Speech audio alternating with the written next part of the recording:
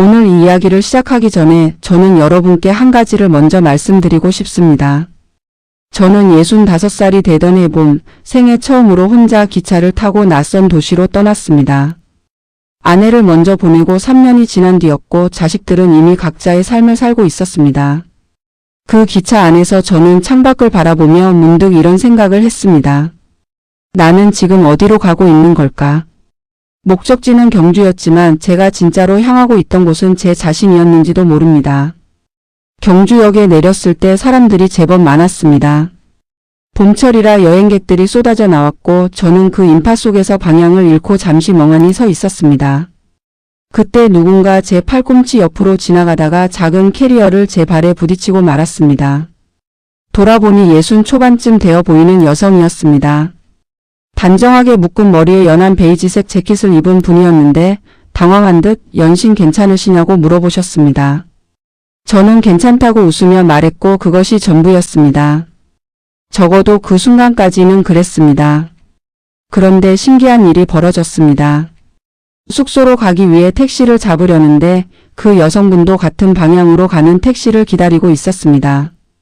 차가 쉽게 잡히지 않자 우리는 자연스럽게 합승을 하게 되었습니다.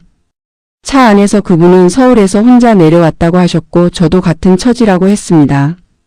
그 짧은 이동 시간 동안 우리는 여행 목적이나 경주에 처음 왔는지 같은 가벼운 이야기를 나눴습니다. 그분의 이름은 정옥이라고 했습니다.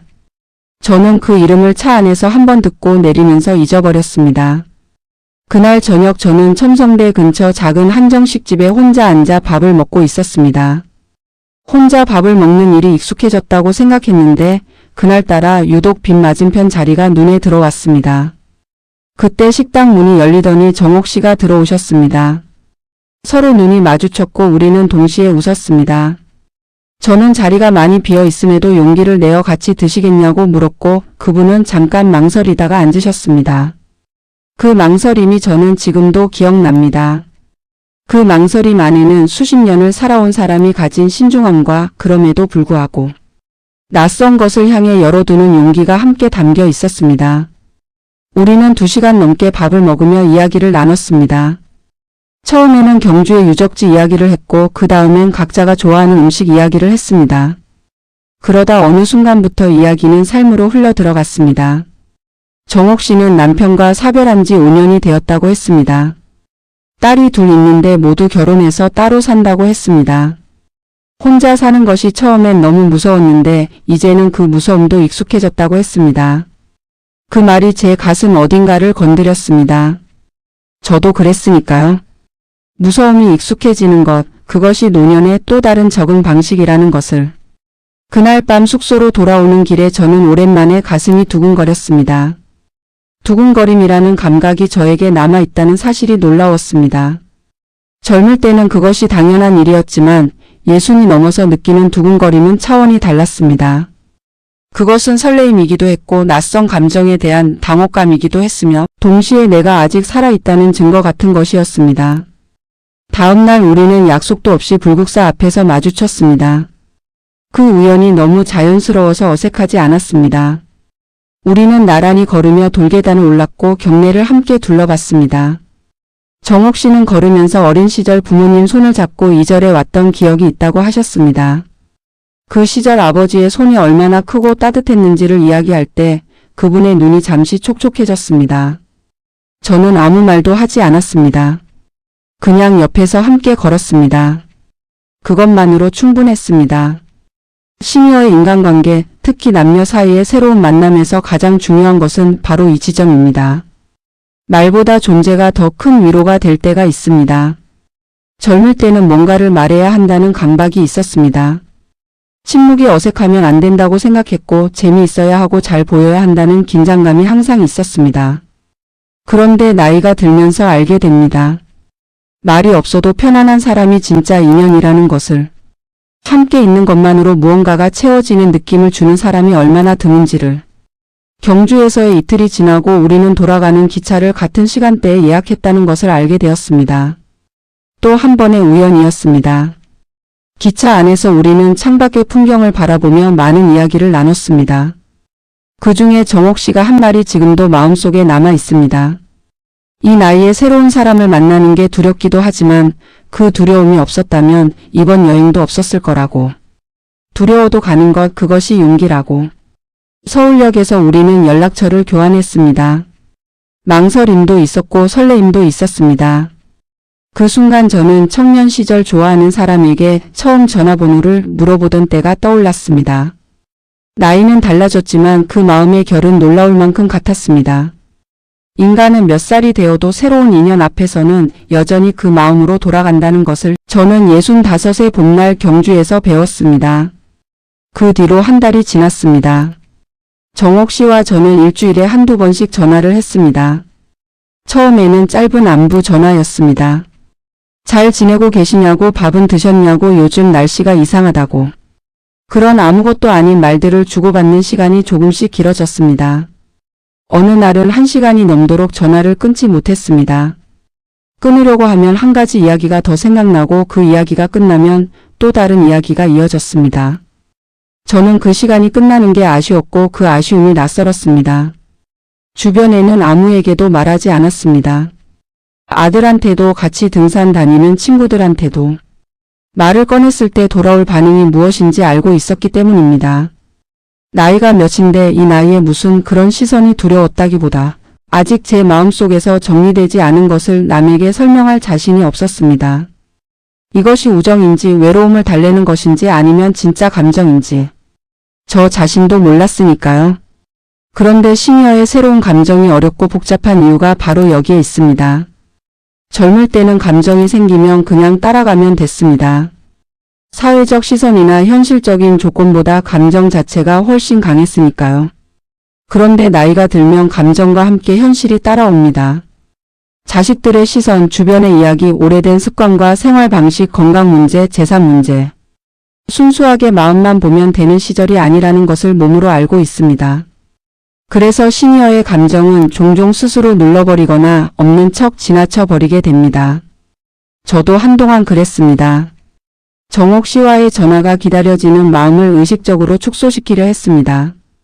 그냥 좋은 친구다, 말이 잘 통하는 사람이다, 그 이상은 아니다. 스스로에게 계속 그렇게 말했습니다. 그런데 어느 날 전화가 오지 않았습니다. 그날따라 정옥 씨는 딸 집에 갔다가 늦게 들어와서 전화를 못했다고 다음날 말했는데 그 하루 동안 저는 괜히 핸드폰을 자꾸 들여다보고 괜히 뭔가 허전하고 밥도 맛이 없었습니다. 그때 알았습니다. 이건 그냥 친구가 아니구나. 감정을 인정하는 것, 그것이 시니어의 새로운 관계에서 가장 먼저 해야 할 일입니다. 스스로를 속이지 않는 것. 나이 들었다고 해서 감정이 없는 사람이 된 것이 아니고 누군가를 그리워하고 기다리는 마음이 부끄러운 것도 아닙니다. 오히려 그 감정을 솔직하게 들여다볼 수 있을 때 관계도 건강하게 시작될 수 있습니다. 억누르거나 부정하면 감정은 사라지지 않고 이상한 방식으로 표현됩니다. 괜히 차갑게 대하거나 연락을 끊었다가 갑자기 다시 하거나 중요한 순간에 엉뚱한 말을 하게 됩니다. 2달째 접어들 무렵 우리는 처음으로 약속을 잡고 만났습니다.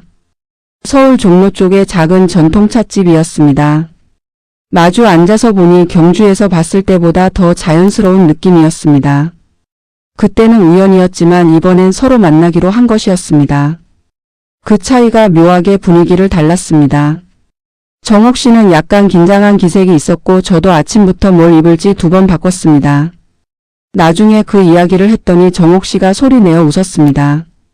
자신도 머리를 2번 다시 했다고. 그 웃음이 분위기를 풀었습니다. 우리는 쌍화차를 마시며 오랜 시간 이야기를 나눴습니다. 그날 저는 처음으로 아내 이야기를 꺼냈습니다. 어떤 사람이었는지, 어떻게 떠났는지, 처음 몇 년이 얼마나 힘들었는지. 그 이야기를 하는 동안 정옥 씨는 아무 말도 하지 않고 그냥 들었습니다. 중간에 한번 많이 힘드셨겠다는 말을 했습니다. 딱 그 한마디였습니다. 그런데 그 한마디가 오히려 더 많은 것을 담고 있었습니다. 위로의 말이 많으면 오히려 가볍게 느껴질 때가 있습니다. 조용히 들어주는 것, 그것이 때로는 가장 깊은 위로입니다. 시니어의 관계에서 대화의 방식은 젊을 때와 달라야 합니다.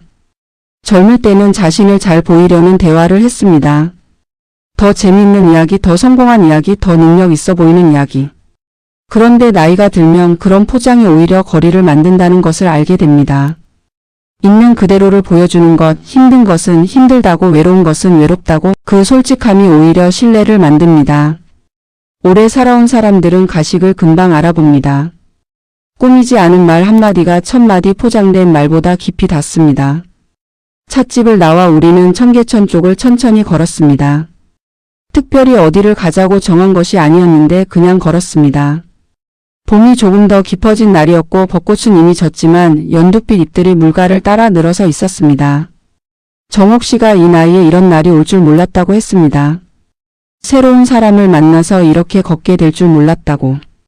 저도 그랬습니다. 인생은 끝났다고 생각했는데 아직 시작되지 않은 계절이 남아 있었습니다. 그날 헤어지면서 저는 다음에 또 만나자고 먼저 말했습니다. 예전 같았으면 상대방의 반응을 살피며 말끝을 흐렸을 텐데 그날은 그냥 말했습니다. 또 만나고 싶다고. 정옥 씨는 잠깐 저를 바라보더니 그러자고 했습니다. 짧고 단순한 대답이었지만 집으로 돌아오는 지하철 안에서 저는 괜히 기분이 좋았습니다. 65의 봄날 그 기분이 나쁘지 않았습니다. 세 번째 만남은 제가 먼저 제안했습니다. 북한산 둘레길을 걷자고 했습니다. 등산이 아니라 걷기 좋은 완만한 길이니 부담 없을 거라고 했더니 정옥 씨가 좋다고 했습니다. 약속날 아침 하늘이 맑았습니다. 저는 집을 나서면서 오랜만에 발걸음이 가볍다는 느낌을 받았습니다. 그 느낌이 어디서 오는 건지 잠깐 생각해 봤습니다. 특별히 좋은 일이 생긴 것도 아니고 몸이 갑자기 젊어진 것도 아닌데 누군가를 만나러 간다는 사실 하나만으로 하루의 색깔이 달라진다는 것이 신기했습니다. 입구에서 만난 정옥 씨는 편안한 차림이었습니다. 연한 하늘색 바람막이에 운동화를 신고 있었는데 처음 경주에서 봤을 때의 단정한 모습과는 또 다른 자연스러움이 있었습니다. 우리는 나란히 걷기 시작했습니다. 초여름으로 넘어가는 길목에 사는 초록이 짙었습니다. 나뭇잎 사이로 햇살이 들어오고 바람이 적당히 불었습니다. 걸으면서 이야기를 하면 마주 앉아서 하는 이야기와 다릅니다. 눈을 직접 보지 않아도 되니까 더 솔직한 말이 나옵니다. 어깨를 나란히 하고 같은 방향을 바라보며 걸을 때 사람은 의외로 더 깊은 속마음을 꺼냅니다. 그날 정옥 씨가 처음으로 힘든 이야기를 했습니다. 남편이 떠나고 나서 한동안 아무것도 하기 싫었다고 밥도 제대로 못 먹고 잠도 못 잤다고. 그러다 딸들이 걱정할까봐 억지로 괜찮은 척 했다고. 괜찮지 않은데 괜찮다고 말하는 것이 얼마나 지치는 일인지 그 말을 하면서 정옥 씨의 목소리가 잠깐 흔들렸습니다. 저는 그때 손을 내밀어야 할지 말아야 할지 잠깐 망설였습니다. 그냥 걷기만 했습니다. 그런데 잠시 후 정옥 씨가 먼저 말했습니다. 이런 이야기를 이렇게 편하게 할 수 있는 사람이 오랜만이라고. 그 말이 저에게는 큰 의미였습니다. 오래된 친구도 아니고 가족도 아닌데 편하다는 말. 그것은 단순한 칭찬이 아니라 신뢰의 표현이었습니다.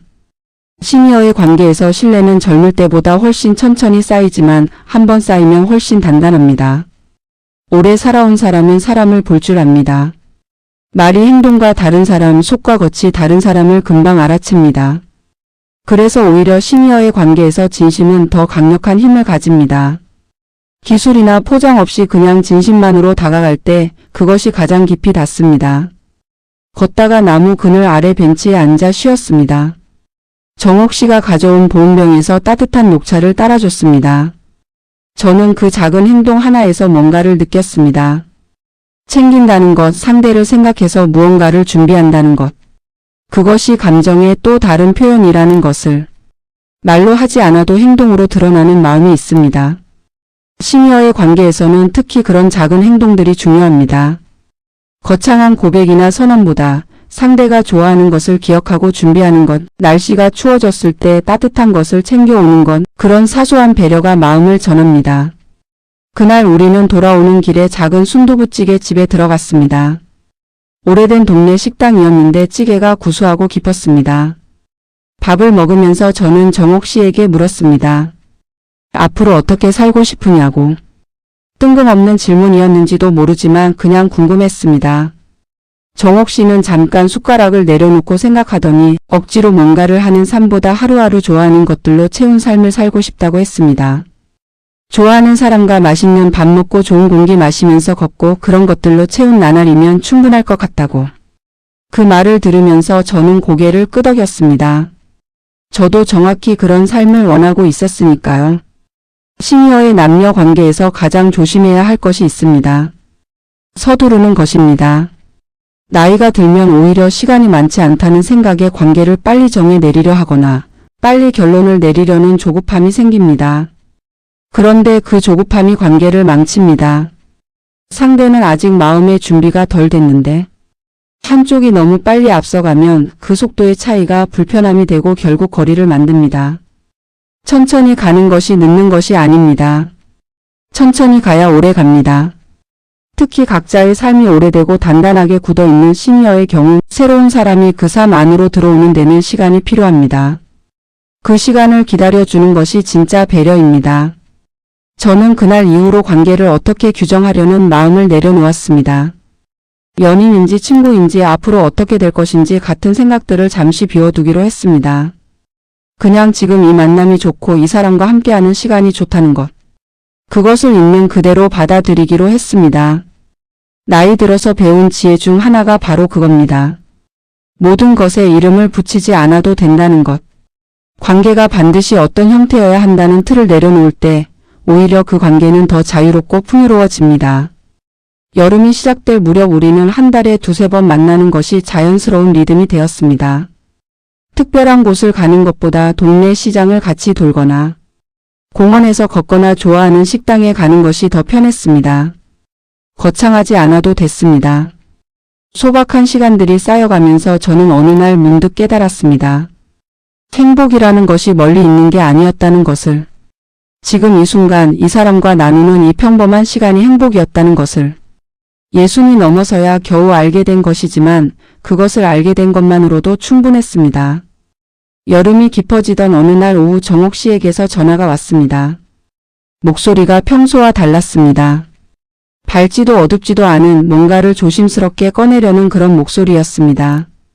이야기를 들어보니 큰딸이 우리 사이를 알게 됐다고 했습니다. 정옥 씨가 외출이 잦아지고 표정이 달라진 것을 눈치챈 모양이었습니다. 딸이 처음엔 좋은 반응이 아니었다고 했습니다. 엄마 나이에 무슨 남자냐고, 혹시 사기꾼 아니냐고, 재산은 잘 지키고 있냐고. 그 말을 전하는 정옥 씨의 목소리에서 복잡한 감정이 느껴졌습니다. 딸을 이해하면서도 서운하고 서운하면서도 미안한 그 마음이. 저는 그 순간 어떻게 반응해야 할지 신중하게 생각했습니다. 딸이 잘못됐다고 편을 들어줄 수도 없었고 그렇다고 정옥 씨가 다 감당해야 한다고 말하기도 어려웠습니다. 저는 그냥 이렇게 말했습니다. 딸이 걱정하는 것은 당연한 일이고 그 마음도 사랑에서 나온 것이라고. 시간이 지나면 달라질 수 있으니 너무 서두르지 말자고. 정옥 씨가 한동안 말이 없었습니다. 그러다가 고맙다고 했습니다. 편들어주지 않아서 고맙다고. 그 말이 저에게 많은 것을 가르쳐 줬습니다. 시니어의 관계에서 자녀 문제는 피할 수 없는 현실입니다. 자녀들이 반대하거나 걱정할 때 상대편을 무조건 지지하는 것이 오히려 관계를 어렵게 만들 수 있습니다.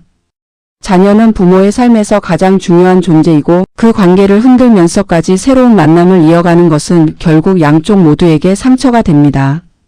자녀의 우려를 인정하면서도 스스로의 감정을 지키는 균형, 그것이 시니어의 새로운 관계에서 가장 어려운 과제 중 하나입니다. 저도 그 무렵 아들에게 이야기를 꺼냈습니다. 직접 말하지 않으면 나중에 더 복잡해질 것 같았습니다. 아들은 예상대로 처음엔 당황했습니다. 무슨 사이냐고, 진지한 거냐고, 결혼까지 생각하는 거냐고 물었습니다. 저는 아직 그런 단계는 아니라고 했습니다. 그냥 좋은 사람을 만났고 함께 시간을 보내는 것이 좋다고. 아들은 한참 있다가 아버지가 외롭지 않으면 된다고 했습니다. 짧은 말이었지만 그 안에 허락이 들어 있었습니다. 저는 그날 밤 아들에게 마음속으로 고마웠습니다. 자녀에게 새로운 관계를 알릴 때는 방식이 중요합니다. 숨기다가 나중에 들키면 불신이 생깁니다. 그렇다고 너무 이른 시점에 거창하게 발표하면 자녀가 부담을 느끼고 방어적이 됩니다. 관계가 어느 정도 자리를 잡고 자신도 이 감정이 무엇인지 분명해졌을 때 자연스럽게 이야기를 꺼내는 것이 좋습니다. 그리고 자녀의 반응이 좋지 않더라도 그것을 감정적으로 받아들이지 않는 것이 중요합니다. 자녀의 반대는 대부분 부모를 향한 걱정에서 시작됩니다. 그 걱정이 시간이 지나면서 이해로 바뀌는 경우가 많습니다. 가을이 시작될 무렵 정옥 씨의 큰딸이 저를 한번 보고 싶다고 했습니다. 정옥 씨는 미안하다고 했지만 저는 오히려 잘 됐다고 생각했습니다.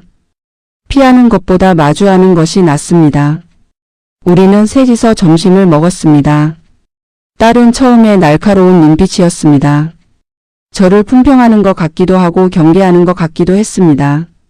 저는 잘 보이려고 하지 않았습니다. 그냥 있는 그대로 있었습니다.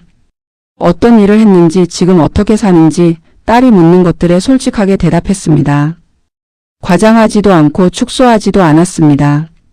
밥을 다 먹을 즈음 딸이 말했습니다. 엄마가 요즘 표정이 좋아졌다고. 그것만으로도 감사하다고. 짧은 말이었지만 그 안에 많은 것이 담겨 있었습니다.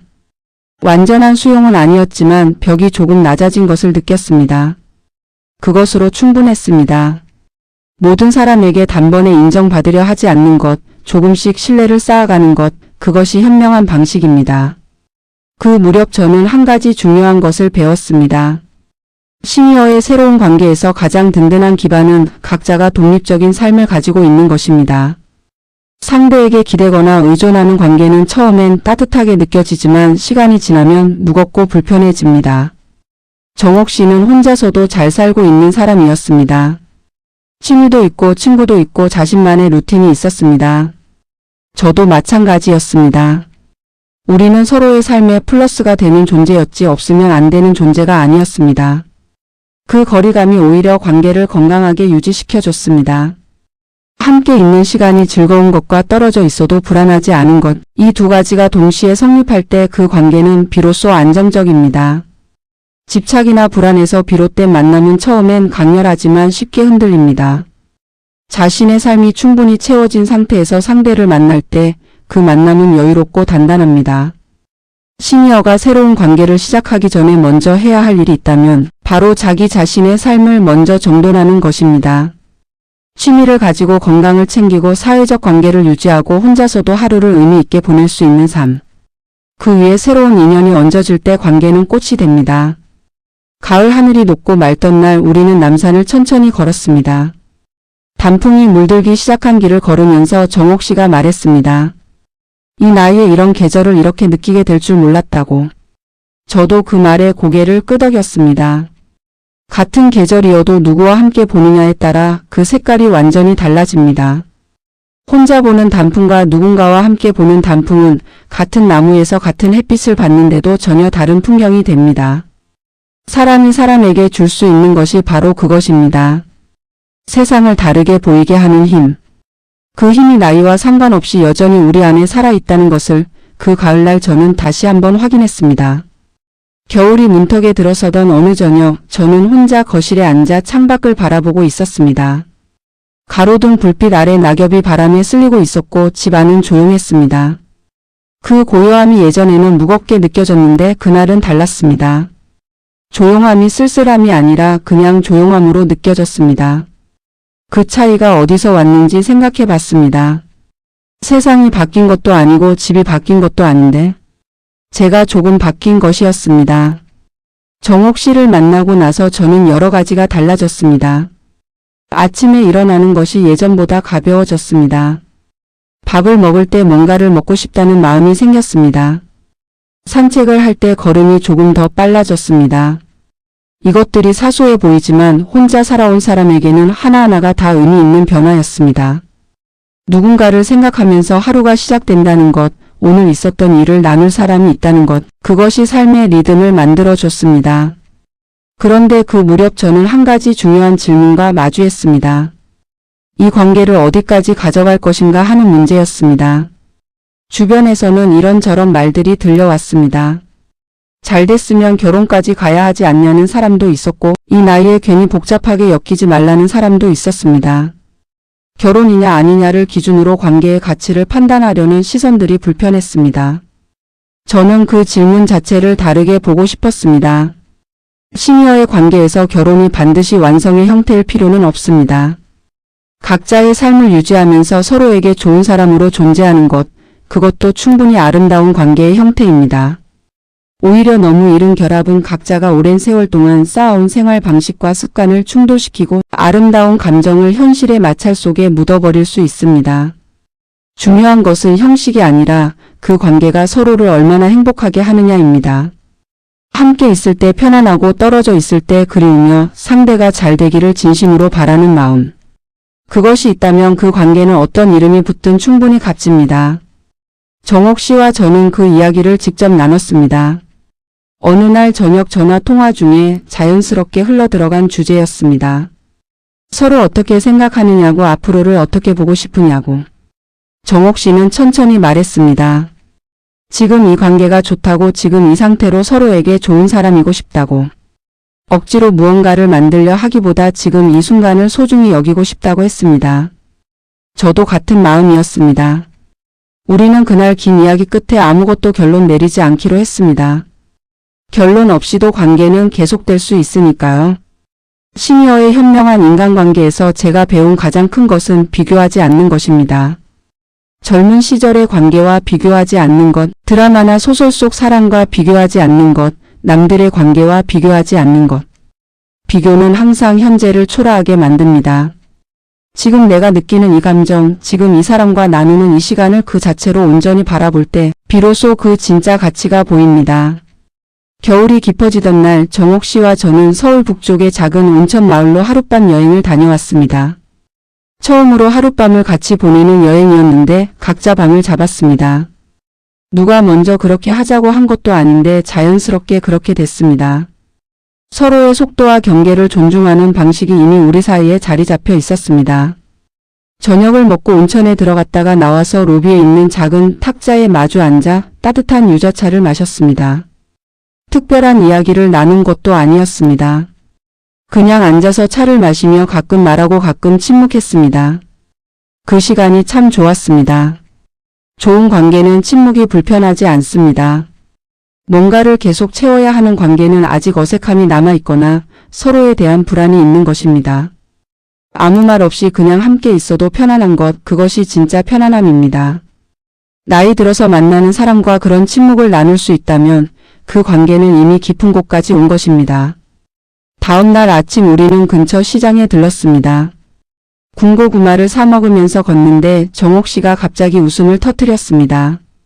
왜 웃냐고 물었더니 이런 게 행복이구나 싶어서 웃음이 났다고 했습니다.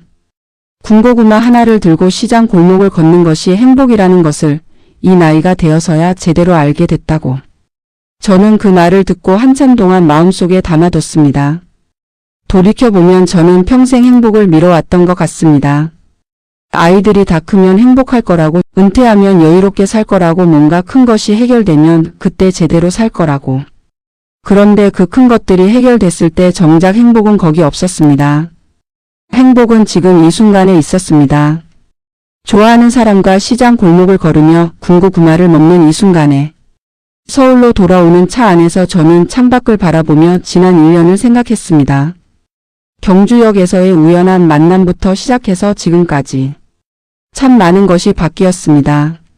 세상이 바뀐 게 아니라 제가 세상을 보는 방식이 바뀌었습니다.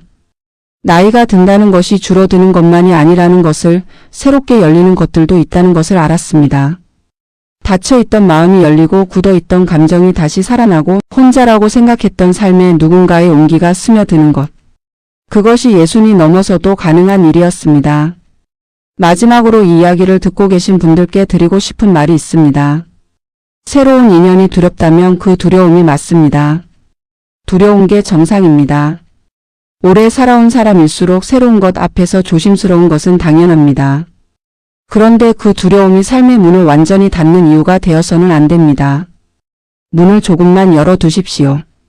억지로 누군가를 찾으러 나가지 않아도 됩니다. 그냥 좋아하는 것을 하고 가고 싶은 곳에 가고 하고 싶은 말을 하면서 살다 보면 어느 날 뜻밖의 곳에서 뜻밖의 사람을 만납니다. 그 사람이 인생의 후반부를 같이 걸어갈 사람인지 아닌지는 나중에 알면 됩니다. 처음부터 알 수 없습니다. 중요한 것은 그 만남을 두려움이 아닌 열린 마음으로 맞이하는 것입니다. 나이는 숫자일 뿐이라는 말이 진부하게 들릴 수 있습니다. 하지만 감정 앞에서 나이는 정말로 숫자에 불과합니다. 설레이고 그리워하고 기다리고 함께여서 좋은 그 마음은 20에도 60에도 똑같이 뜨겁습니다. 그 마음이 살아있는 한 우리의 이야기는 아직 끝나지 않았습니다.